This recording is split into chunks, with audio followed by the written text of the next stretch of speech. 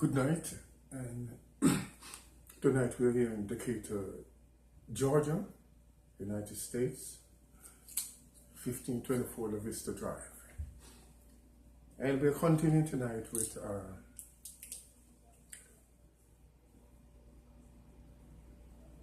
the topic, the disorder of the blood system, via the disorder of the blood components.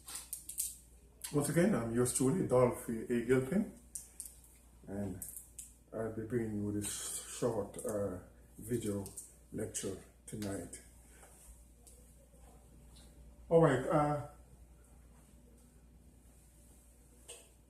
the blood plasma, or the blood system, consists of, I'm just going to name the three essential microscopic components of the blood here, which is one, the erythrocytes,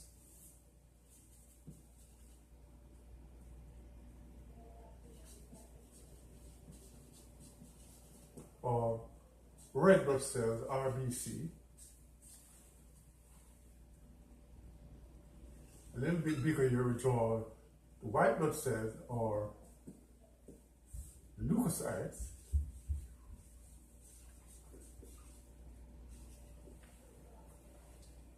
Sometimes it's spelled with a K.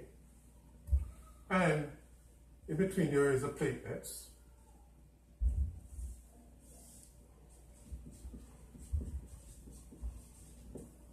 Or thrombocytes.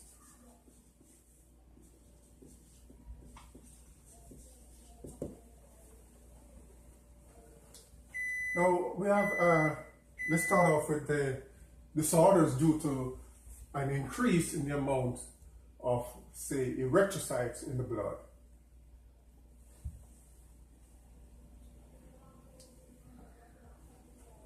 And when you have an increase from the normal amount of erythrocytes or red blood cells in the blood,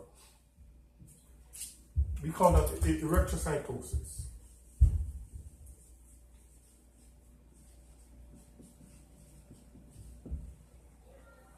That's an increase in the amount of the number of the red blood cells. RBC increase. Then we have an increase in number of platelets. We call that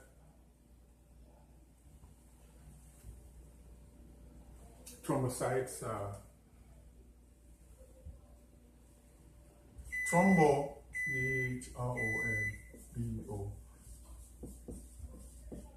thrombocytosis, or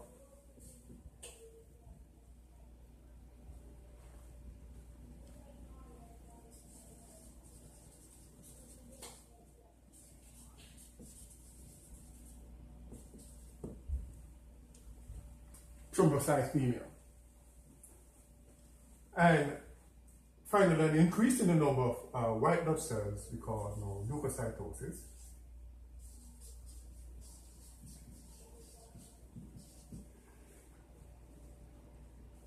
That is white blood cell increase.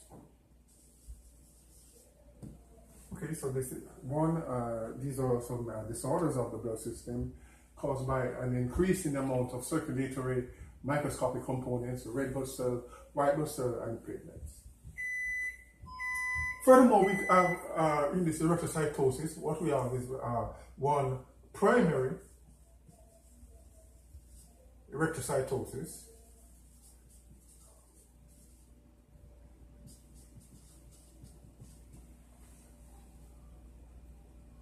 and secondary erythrocytosis.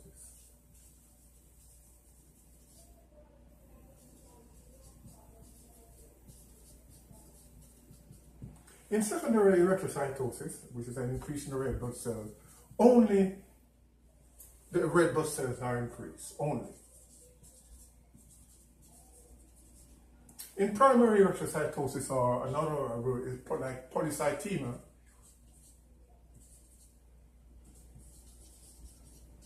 polycythemia vera, what we have now is an increase not only in the red blood cells, but the RBC, the WBC, the white blood cell, and also the platelets or thrombocytes. or thrombocytes.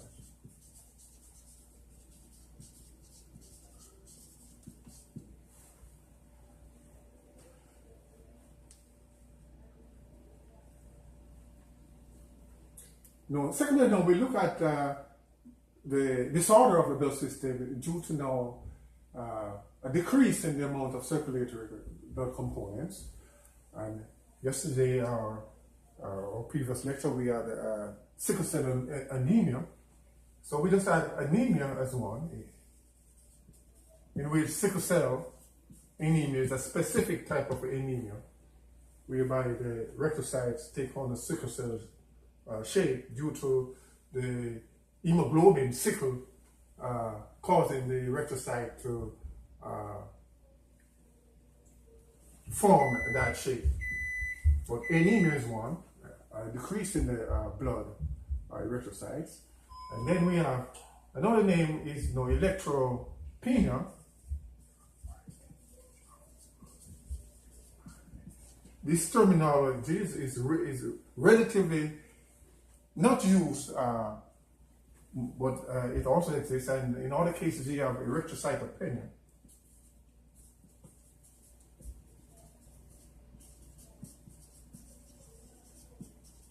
These are terminology not relatively not used, but you have anemia and sickle cell anemia.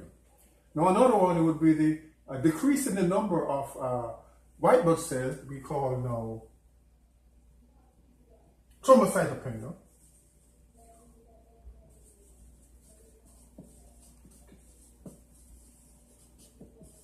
Which is a decrease in the number of thrombocytes.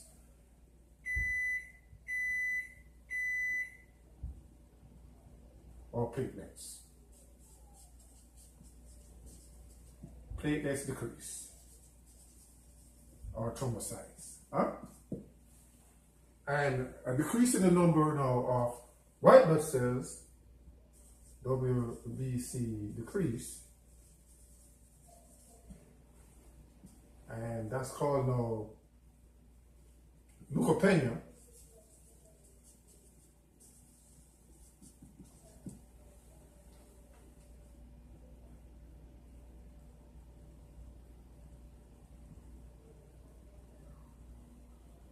So of anemia, erythropenia, thrombocytopenia, and leukopenia. Leukopenia.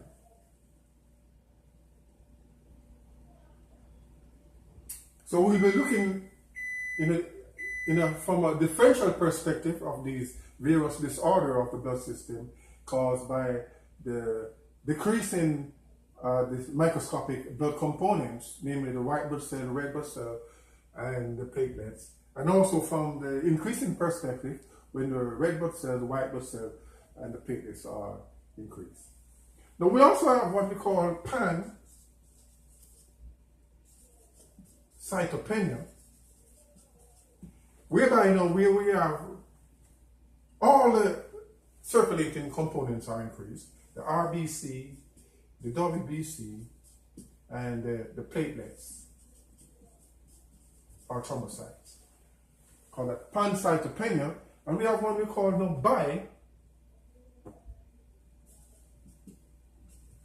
bicytopenia, in which any two components any two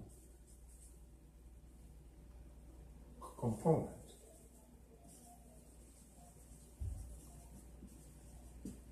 are decreased.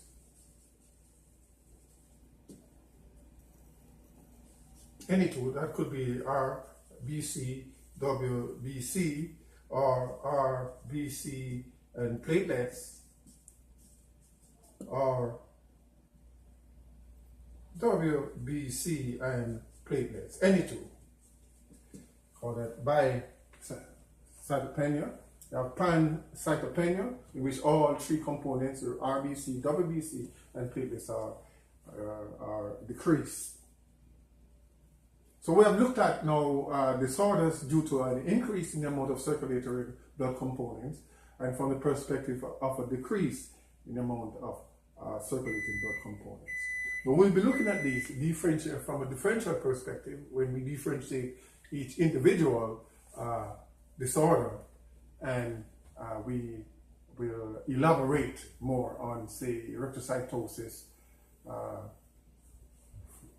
from one lecture, thrombocytosis from another, leukocytosis from another, polycythemia vera that will come on up, primary erythrocytosis and secondary erythrocytosis, and then we look at anemia, sickle cell anemia we have looked at already. Then we looked at erythropenia, thrombocytopenia, and pancytopenia and bicytopenia.